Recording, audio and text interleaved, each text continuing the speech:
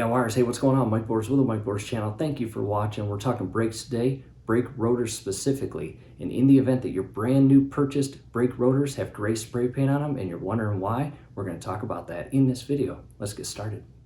All right, DIYers, we are on the computer now, and I want to show you a couple photos as we work through this and explain why you've got spray paint on your rotors. And as you can see with this photo, this is, believe it or not, our OEM rotor on our 2018 Chrysler Pacifica, and this is one of the front wheel rotors. And first glance, you will notice it doesn't look like spray paint's on there. However, look at the seam in between the mating surface where your brake pads mate with and the portion of the rotor that secures to the hub and has the hole cutouts for your threaded studs for the lug nuts. This seam right here, or this little gap, as you can see, it does look spray painted or not a bare color of metal. However, let's go to the next photo, and here it is. We just recently did a full brake job both on the front and rear, which included all 4 rotors and all 4 sets of brake pads. And again, we purchased OEM. And I share that because in the event that you purchase aftermarket rotors or have been purchasing aftermarket rotors for many years, and then you have decided to purchase an OEM rotor, and you have been introduced to what looks like spray paint on your rotor, and you are curious why, as well as why it's not coming off when you apply brake cleaner and try to rub it off,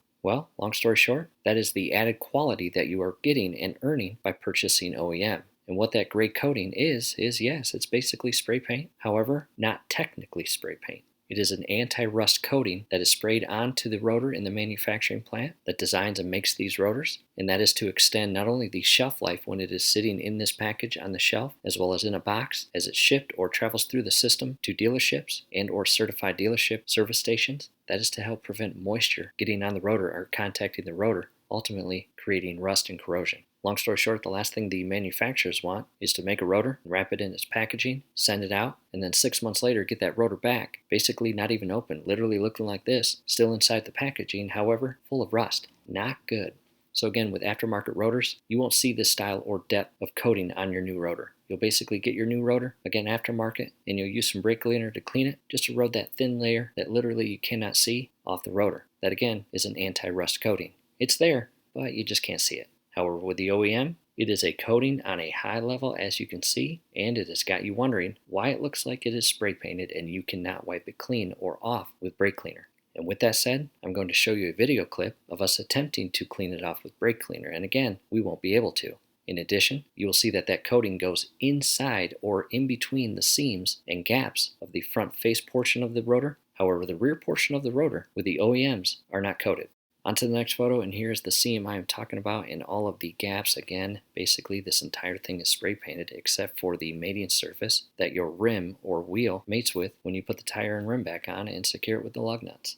And I'm going to grab some brake cleaner. Down below in the comments and description will be a link on where to purchase brake cleaner. And all I'm going to do is spray a paper towel and clean the surface.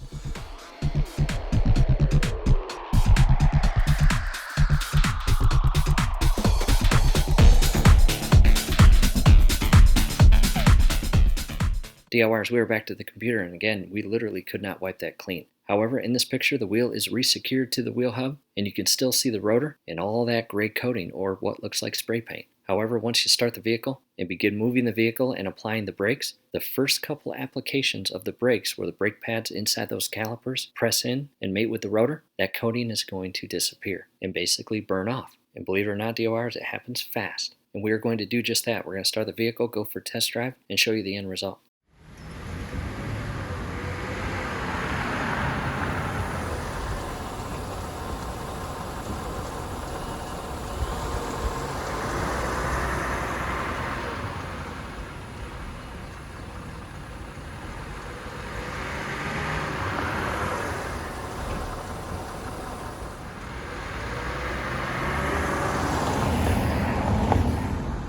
And as you just saw, the brakes are operating as normal. And before we leave the driveway, I just want to show you that the gray paint has been completely rubbed off where the brake pads meet the rotor.